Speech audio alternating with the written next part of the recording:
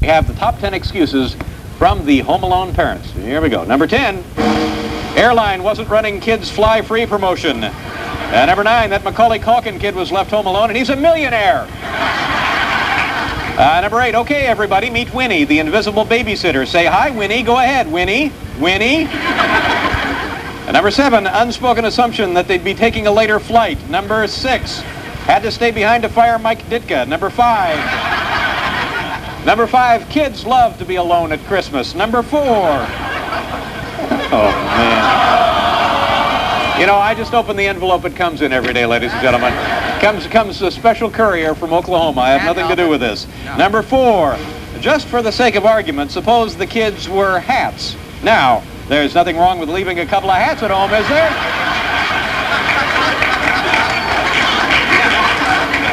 From now on, I'm referring future complaints to Peggy, by the way. Number 3, we haven't had a vacation without the kids since September. Well, there you go. Number 2, babysitter Amy Fisher didn't show up. And... oh, sure. That one you like just fine, don't you? And the number 1 excuse of the Home Alone parents, hey, we came back, didn't we? There you go.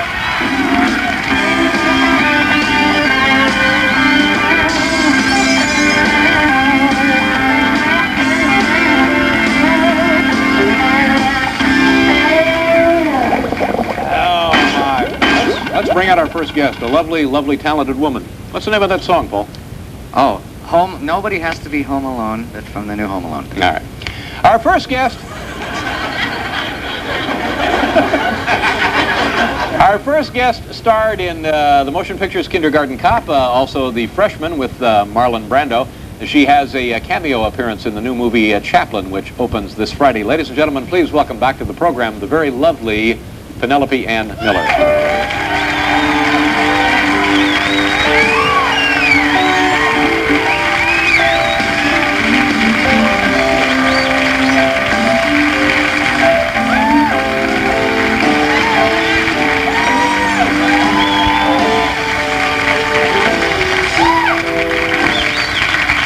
Oh, please. Have a seat. I'll get us some snacks. How are you? Fine. How are you? Nice to see you. Have you worn that dress on the program before? Or a dress like that one? It was similar. It was a sort of a pumpkin color. Pumpkin color. And now this is sort of your... this is knockout red. Basic red. Man, yeah. it looks great. Thank You look terrific. How have you been? I've been well. I've been... How about your New Year's? Was that all right? Well, not really. Well, really, I was just hoping everything was okay, but there really is a problem? I don't really like New Year's, Why not? to be honest with you. I don't know. It sort of seems like forced frivolity or something. It's just... What do you do to celebrate at the stroke of midnight? Well, I try and forget about it, Yeah. but this last Christmas I was in Taos, New Mexico, and we were... Oh, no, that's beautiful, isn't it? It is beautiful. Yeah. I've never been there, but Yeah. people tell me it's beautiful. It is. I've seen it featured in a lot of airplane magazines.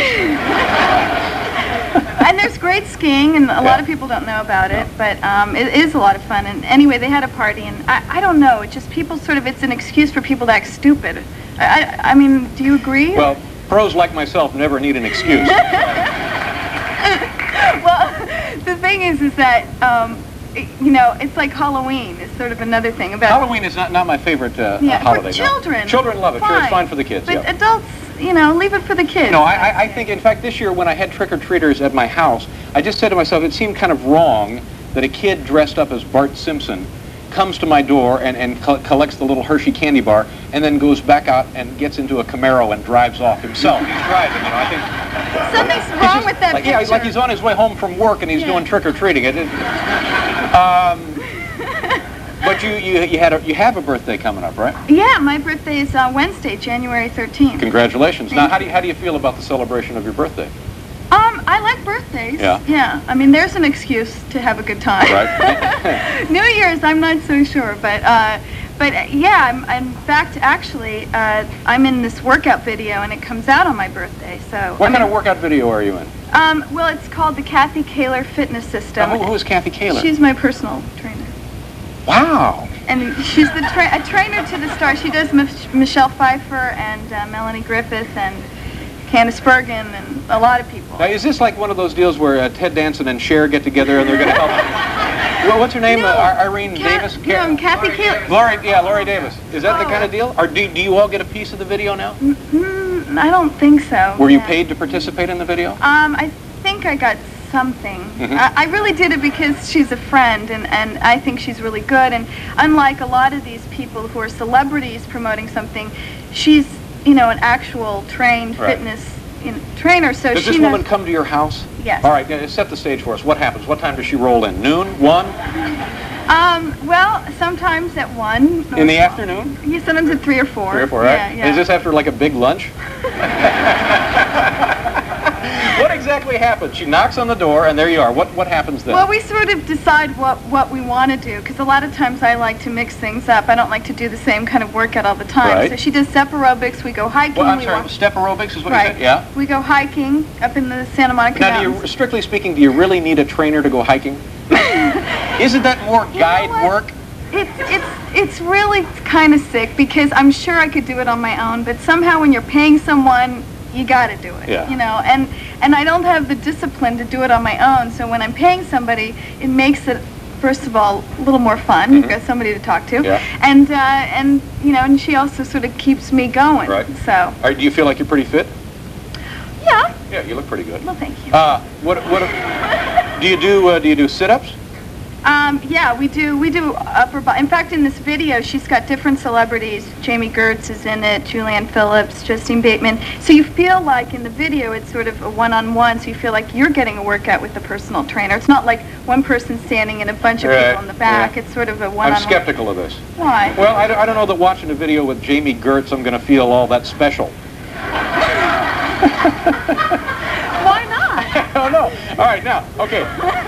Well, you guys have different shapes, different body. It's not, that's sort of what's neat about it, that everybody's different, everybody has different needs. But I do the upper body section. Yeah. So well, I would have guessed that you seem to be in top-flight physical condition and would not need... Yeah, you could be a Marine. We're running dreadfully late here because I'm palavering once again. Can you hang around, Penelope? Oh, certainly. Have you missed me? I have, When was the last time you were here? I was here in August. Oh, look at that. Let's see, we have to pause here for a commercial, but we'll return, boys and girls. Penelope Ann Miller is here, Loudon Wainwright III, and Clive Barker. Tell me about the speeding ticket. What is this? You got a speeding ticket recently? No, that was last Christmas. Oh, last Christmas. Yeah, last time I drove up to Taos, and I was in a hurry to get there, I guess. So I was going about 120. And I got 120 miles an hour. And the speed limit in New Mexico is like what, 110? Yeah, it wasn't that bad. So they cited you for a 10-mile-an-hour violation. My God, 120, that's horrible. Well, it was Christmas Eve, and we wanted to get up there, and it was bitterly cold, and my sister and I were at that point getting on each other's nerves probably, and we just wanted to get there. Yeah, but you know what comes with bitter cold? Icy roads. I know. You're doing 100. And I was in a car accident too. Well, so you should know better. So what happened? A cop pulled me over and in a car or a helicopter? He said he'd been tracking me for a long time. I would think so. I think my car was a little faster than his. But anyway, he pulled me over and he told me to get out of the car and get in his car. Right. But I mean, how do I know he's trustworthy? Why should I get out and go in his car? Well, he's a policeman. You can trust police officers. Well, we think so, but these days, you can't. And well, no, not these days. You can trust police. Okay, they're our friends. But I don't know if they can trust us anymore, because what happened was the reason why he put me in his car is because he thought we were going to make a fast getaway, and that he thought when I was looking in the glove compartment for my insurance, I was maybe getting a gun, and that my sister and I were being Thelma and Louise, and we were going to shoot him and put him in the trunk and take off, So I was like, I mean, it was really, really weird that he was scared of us. Yeah. And we were two young, innocent, fairly harmless women. Yes, I know, but let me remind you of something. This was not a taillight violation. You were doing 120 miles an hour. I was a little speed demon, yeah. Yeah, no, I think in my red car. A man or a woman patrolling the highway should be leery of that kind of behavior. But do I look like I was up to no good? I mean, yes, I know, granted. In a way you do. That's kind of what I like about you. Oh, wow. You look like you might be up to no good. Okay. Let's talk about the movie Chaplin. Yeah. Now, this, I understand, it's a smaller part. Well, yeah, I play a little cameo, and it was very exciting. I got to go to London to meet the Queen, and there was a royal premiere recently, so there were perks involved in a cameo, and it was great. So we got to go to London, first class and all, and meet Very the nice. Queen. And What was actually, that like meeting the Queen? It's a good movie too. What? Yeah. What was it like meeting the Queen? Well, actually, she's a very reserved woman, you know. That's funny. Geez, go figure that. I thought you'd be full of beer and salami. Hey, how you doing? So it was very formal, and you know, there's all this protocol, and they tell you you have to curtsy, and you can't speak until you're spoken to, and you have to address her as Your Majesty. And by the time she comes around, I mean, you're just so scared and nervous. I was afraid I was going to trip on her. I was going to, like, you know, her wig would fly off, or you know, something. And I was just at that point, you know, and I didn't think I'd be nervous because to me she's the Queen of England, you know, and it's not our culture. That's so. right. She has no jurisdiction over you. What do you care? Sure. What do I care about the Queen? But then, of course, you realize it's such a big deal there that you start to sort of pick up the energy, and you get a little bit delirious and kind of act weird and nervous that you're going to do something wrong. And you know, sort of like when I met Marlon Brando, sort of the same kind of feeling. I'm like, I know people put them together a lot. Yeah, I'm confused. I'm going to let that go. I'm not going to say anything about... Well, they're both bigger than life people in a way. All right, we'll let it go at that. Penelope Ann Miller, good to see you again, and all the best for the new year, and happy birthday, and good luck with the film, good luck with everything, good luck with the dress. Are you kidding me? Yes, sir. We have to pause for a station. Thank you very much.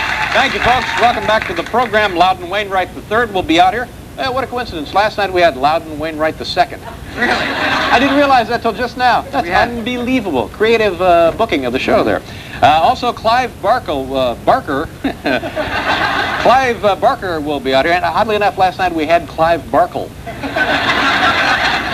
Creative booking. And tomorrow, Chaka Khan. Chaka Khan? Chaka Khan. Chaka Khan.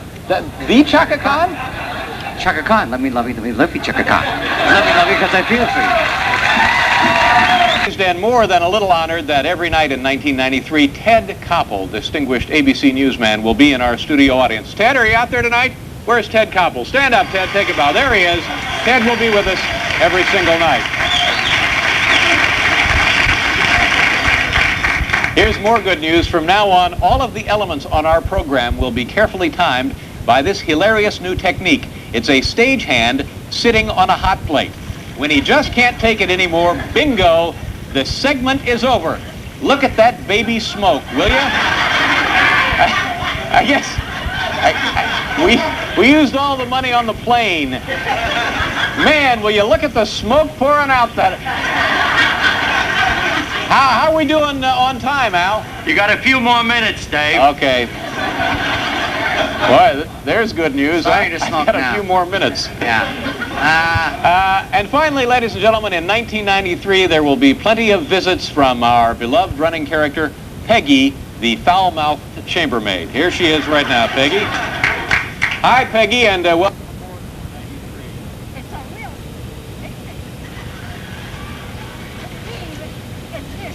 Oh, you.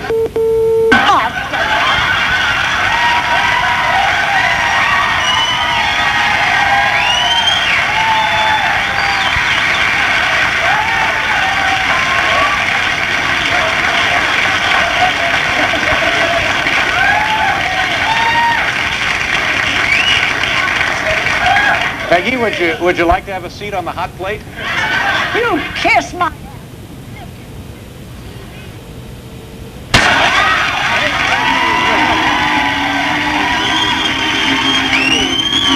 Thing the Bushes have to do before leaving office, disconnect the clapper. There you go.